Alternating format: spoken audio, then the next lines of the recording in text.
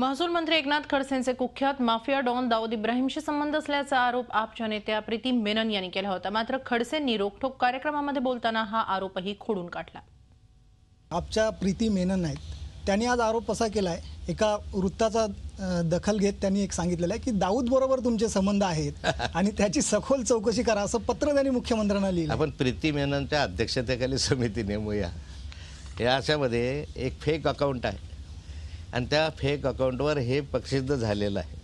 आता दाऊदचा संबंध माझे, दाऊदने मला फोन केला, हे प्रीती मेननला कसं काय समजलं? म्हणजे दाऊदचे तिचे संबंध आहे म्हणून समजले की काय?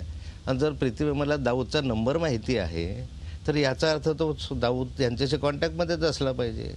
आणि दुसरं, ज्या नंबरचा त्याच्यामध्ये उल्लेख आहे विशेष आहे, म्हणजे तुमच्या माहितीसाठी सांगतो की 94 230 73 667 ह्या नंबरवर दाऊदचे फोन आले असं त्यांचं म्हणणं आहे।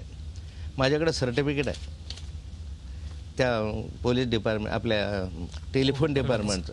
हा फोन नंबर 1 वर्षापासून बंद आहे, वापरातच नाही आहे, आजही नाही, या क्षणालाही नाही आहे जो फोन नंबर। आणि त्यातून त्यांनी मला पत्र दिलेलं आहे कंपनीने यामध्ये की कोणताही इंटरनॅशनल कॉल या नंबरवर आलेला नाही, कोणताही इंटरनॅशनल कॉल नाही।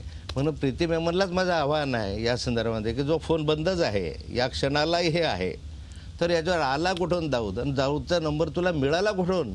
आणि जर मिळाला तर पोलिसांनी का नाही कळवला? तुम्ही पोलिसांना कळवणे पहिली जबाबदारी होती यांची।